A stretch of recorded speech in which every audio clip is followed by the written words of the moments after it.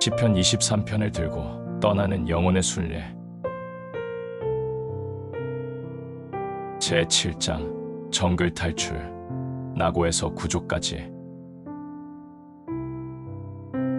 절망의 보따리. 정글에 혼자 남았다고 상상해 보십시오. 얼마나 나무가 울창한지 대낮에도 빛이 들지 않을 정도입니다. 친구들이 평생 한번 올까 말까한 기회라고 하도 부추기는 바람에 여행 경비를 치르고 바다를 건너 여기까지 왔습니다. 안내인도 구했고 함께 여행할 팀도 구성됐습니다. 재미있을 것 같습니까? 그럼 한 걸음 더 나가볼까요? 정글에서 일행을 놓치고 혼자 남았다고 상상해 보십시오. 신발끈을 졸라매려고 잠깐 멈췄는데 고개를 들어보니 아무도 보이지 않는 겁니다. 한동안 망설이다가 오른쪽으로 방향을 잡고 걸어갑니다. 그러면서도 다들 왼쪽으로 갔으면 어떻게 하지 하는 생각을 떨쳐버릴 수가 없습니다.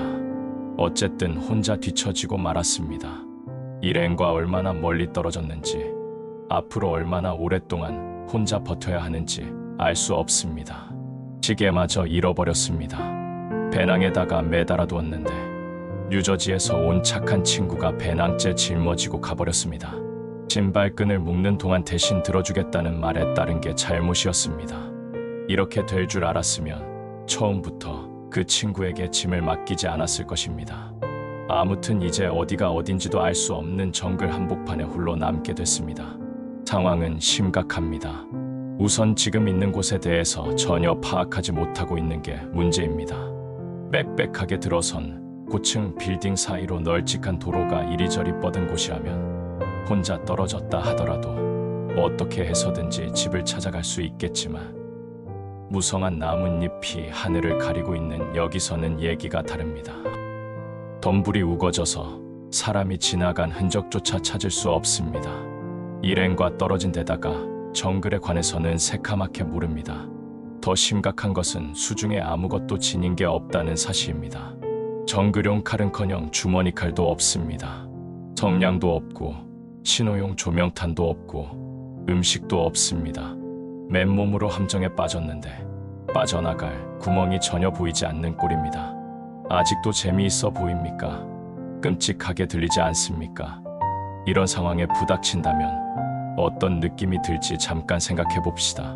가장 먼저 어떤 느낌이 들까요? 머릿속에는 무슨 생각이 떠오릅니까?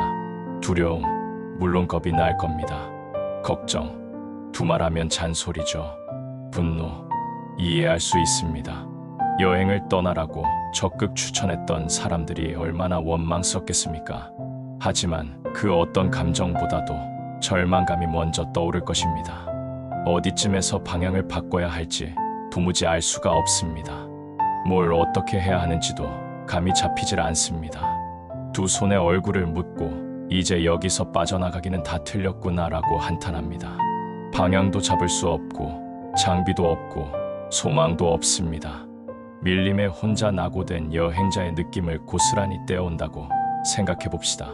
조금만 상상력을 발휘한다면 정글에서 일행을 놓쳐버린 사람의 감정을 어렵지 않게 알 수 있을 것입니다. 해결의 실마리는 전혀 없습니다. 뾰족한 방법이 떠오르지 않습니다. 더 이상 움직일 힘도 없습니다. 어떤 느낌이 들겠습니까? 소망이 모두 사라졌을 때 어떤 마음이 들지 짐작하고도 남음이 있지 않습니까? 이제 수많은 사람들과 더불어 살아가는 세상 속으로 자리를 옮겨봅시다. 현대인들에게 삶은 곧 정글입니다. 물론 수풀이 우거지고 맹수가 득실거리는 정글은 아닙니다. 차라리 그런 밀림이라면 더 간단할지도 모릅니다. 정글용 칼로 헤쳐나갈 수 있고 올무를 놓아 적들을 사로잡을 수 있는 그런 밀림이라면 얼마나 좋겠습니까? 하지만 우리 앞에 있는 정글은 손상된 건강, 상한 마음, 텅 빈 지갑 따위의 아름들이 거목들이 꽉꽉 들어찬 밀림입니다. 경우에 따라서는 병원이나 법정처럼 사방이 벽으로 둘러싸인 정글일 수도 있습니다. 날카롭게 울려 퍼지는 새 울음소리나 사자의 포효는 들리지 않지만 대신에 이웃의 불평 소리나 상사가 채근하는 소리가 들려옵니다. 빚쟁이들이 맹수처럼 달려들기도 합니다. 정신없이 돌아가는 일상이 얽히고 설킨 덤불처럼 사방을 에워싸고 있습니다. 여기가 바로 현대인의 정글입니다. 어떤 이들은, 아니 수많은 이들이 소망이 고갈된 채 살아가고 있습니다. 절망의 가방은 정말 이상한 가방입니다. 다른 짐들과는 달리 아무리 채워도 차지 않습니다. 항상 텅 빈 상태입니다. 그런데 묘하게도 비어 있으면서도 무겁기가 이를 데 없습니다. 지퍼를 열고 주머니들을 샅샅이 뒤져 보십시오. 거꾸로 들고 탈탈 털어 보십시오. 절망의 가방은 텅텅 비어 있습니다. 정말 끔찍한 상황이지 않습니까? 이제 이런 상황에도 한 줄기 빛이 스며들 여지가 있는지 살펴봅시다. 지금까지 정글에서 길을 잃는다면 어떤 느낌일지 상상해 보았습니다. 이번에는 밀림에 낙오된 상황에서 구원의 손길과 만난다면 어떤 생각이 들지 머릿속에 그려봅시다. 꺼져가는 소망의 불씨를 되살리려면 어떻게 해야 합니까? 다시 출구를 찾아 떠날 힘을 얻으려면 무엇이 필요합니까? 여러 가지 대답이 있을 수 있겠지만 금방 떠오르는 대로 세 가지를 꼽을 수 있습니다. 먼저 사람이 필요합니다. 사람이라고 해서 누구나 소망을 줄 수 있는 건 물론 아닙니다. 똑같이 길을 잃고 헤매는 사람이라면 도움이 되지 않습니다. 정글에서 빠져나갈 길을 아는 사람이 필요합니다. 다음은 그 사람을 통해 비전을 가질 수 있어야 합니다. 낙심해서 주저앉은 마음을 다잡아줄 힘이 있어야 합니다. 얼굴을 마주보며 여기는 끝이 아냐. 포기해선 안 돼. 여기보다 훨씬 좋은 곳이 있어. 내가 데려다 줄게라고 얘기해줄 사람이 필요합니다. 마지막으로 이게 가장 중요한 요소인데 정확한 방향 감각이 필요합니다. 다행히 사람을 만났더라도 새 힘을 줄 만한 비전이 없다면 단순한 동행에 지나지 않습니다. 비전은 있지만 방향 감각이 없다면 몽상가에 불과합니다. 엉뚱한 곳에서 헤매는 우리를 바른 길로 데려다 줄 수 있을 만큼 방향 감각을 갖춘 인물이어야 소망의 불씨를 되살려낼 수 있습니다. 다윗은 그가 내 영혼을 소생시키신다고 말합니다. 우리의 목자는 영혼을 소생시키는 전문가입니다. 울퉁불퉁 험한 바위산에서 길을 잃은 어린 양이든 도시에서 놀러 왔다가 깊고 깊은 정글에 홀로 남게 된 관광객이든 구조의 손길과 만나는 순간 모든 것이 변합니다. 고독감이 잦아듭니다. 마음을 나눌 수 있는 상대가 생기기 때문입니다. 절망감이 사라집니다. 비전을 갖게 되기 때문입니다. 방황의 안개가 걷힙니다. 방향 감각을 갖게 되기 때문입니다. 잊지 마십시오. 더 이상 정글에 혼자 버려진 신세가 아닙니다. 커다란 나무들이 하늘을 가리고 가시 떨기에 살갗이 찢기는 상황은 예나 지금이나 마찬가지입니다. 짐승들은 여전히 몸을 숨긴 채 틈만 노리고 있고 놀란 다람쥐는 종종 걸음을 칩니다. 정글은 정글 그대로입니다. 변한 건 정글이 아니라 우리 자신입니다. 우리는 변했습니다. 소망을 품게 되었기 때문입니다. 이제 길을 찾아줄 사람을 만났으니 정글을 벗어날 소망이 생겼습니다.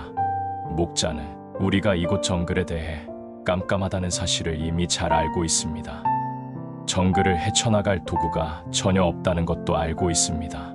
그래서 목자는 스스로 앞장서서 길을 열어나갈 작정을 하고 찾아온 것입니다. 우리의 영혼을 소생시키는 것, 그것이 목자가 찾아온 목적입니다. 그분이라면 넉넉히 우리 영혼을 되살려내실 것입니다. 목자는 정확한 비전을 가지고 있습니다. 목자는 우리가 세상에서 나그네와 행인 같은 존재임을 상기시킵니다. 그리고 사방을 둘러싼 아름드리 고목을 보지 말고 고개를 들어 저 높은 곳에 펼쳐진 하늘을 보라고 말합니다. 여러분은 땅에 있는 것들을 생각하지 말고 위에 있는 것들을 생각하십시오. 우리 구원자 되신 하나님께서는 정확한 비전을 가지고 계십니다. 또 어느 방향으로 나아가야 할지를 정확하게 알고 계십니다. 주님은 내가 곧 길이라고 선포하셨습니다. 인류 역사상 이렇게 과감한 선언은 없었습니다. 사람들이 정말 그럴까? 라고 의심하는 것도 무리는 아닙니다. 하지만 주님은 죄와 사망의 가시덤불을 손수 잘라내버리고 밀림에서 살아나오심으로써 세상의 의심을 단번에 씻어버리셨습니다. 이런 일을 하신 분은 오직 주님뿐입니다. 우리들이 주님과 똑같이 행할 수 있도록 도와주실 수 있는 분도 그분뿐입니다. 주님은 올바른 비전을 가지셨습니다. 예수님의 시선은 본향을 향하고 있었습니다. 주님은 정확한 방향을 아셨습니다. 그리고 덤불을 헤쳐가며 길을 여셨습니다. 세상에서 오직 예수님만 그런 일을 행하실 수 있습니다. 그분은 하나님이시기 때문입니다. 정글을 만든 이보다 정글을 더 잘 아는 분이 어디에 있겠습니까? 함정이 숨어있는 길을 무사히 지나오신 주님보다 안전한 길을 잘 아는 분이 어디 있겠습니까? 아프리카 밀림 깊숙이 사파리 여행을 해본 친구가 들려준 이야기입니다. 앞장선 안내인은 정글용 칼로 웃자란 잡초나 무성한 가시덤불을 잘라내며 한없이 걸어갔습니다. 얼마나 갔을까? 피곤하고 더위에 지친 친구는 짜증 섞인 목소리로 물었습니다. 여기가 도대체 어딥니까? 우릴 어디로 데려가는 거죠? 길은 어디에 있습니까? 노련한 안내인은 걸음을 멈추고 뒤를 돌아다보며 대답했습니다. 제가 곧 길입니다. 우리도 똑같은 질문을 하곤 합니다. 하나님께 우리를 어디로 몰고 가시는 겁니까? 길은 어디에 있죠? 라고 묻습니다. 안내인처럼 주님 역시 고지곳대로 대답을 해주지 않으십니다. 고작 해야 한두 가지 힌트를 주시고는 그만입니다. 설령 하나님께서 어디로 가는지, 여기가 어딘지 답을 주셨다 하더라도 우리가 그 뜻을 이해할 수 있었을까요? 그렇지 않습니다. 그러기에는 사파리 여행에 따라갔던 친구처럼 우리도 정글에 대해 아는 게 너무 없습니다. 그래서 주님은 모든 일에 답을 주시는 대신 훨씬 더 큰 선물을 주셨습니다. 바로 하나님 자신을 내어주신 것입니다. 하나님께서 정글을 깨끗이 밀어버리셨나요? 아닙니다. 숲풀은 변함없이 무성합니다. 맹수들을 남김없이 없애버리셨나요? 그렇지 않습니다. 위험은 여전히 도사리고 있습니다. 예수님께서는 소망을 주기 위해 정글을 바꾸는 방식을 택하지 않으십니다. 주님은 직접 우리 곁에 오심으로써 소망을 회복시키셨습니다. 그리고 세상 끝날까지 우리와 함께 계시겠다고 약속하셨습니다. 내가 세상 끝날까지 너희와 항상 함께 있으리라. 누군가 이 사실을 시시때때로 상기시켜줄 필요가 있습니다. 누구에게나 그런 존재가 있어야 합니다. 소망이 필요치 않은 사람은 없기 때문입니다. 물론 이제는 괜찮아라고 생각하는 이들도 있을 것입니다. 밀림은 초원이 됐고 지난날의 고된 여정이 즐거운 나들이길로 바뀌었을 수도 있습니다. 정말 축하합니다. 하지만 기억하십시오. 내일 무슨 일이 있을지 아무도 예측할 수 없습니다. 오늘 걷는 이 길이 어디로 이어질지 우리는 모릅니다. 모퉁이를 돌면 바로 공동묘지가 나타날 수도 있고 병원 침상이 튀어나올 수도 있고 가족이 떠나버린 빈집으로 연결될 수도 있습니다. 저 구비를 돌아가면 정글로 들어가는 입구가 기다리고 있을지도 모릅니다. 꼭 오늘이 아니더라도 내일 소망을 되살려내야 하는 상황이 닥칠 수도 있습니다. 그때를 대비해서라도 누구에게 돌아가야 할지를 알아두어야 합니다. 어쩌면 지금 당장 소망이 필요할지도 모릅니다. 지금 어디에 와 있는지 잘 모르겠다는 생각이 듭니까? 정글을 헤쳐나갈 도구가 아무것도 없습니까? 누군가 길을 안내해 줄 이가 필요합니까? 그럼 목자를 부르십시오. 목자는 우리 목소리를 정확하게 기억하고 있습니다. 그리고 그 목자는 우리가 도움을 청해오기만을 학수고대하며 오늘도 기다리고 계십니다.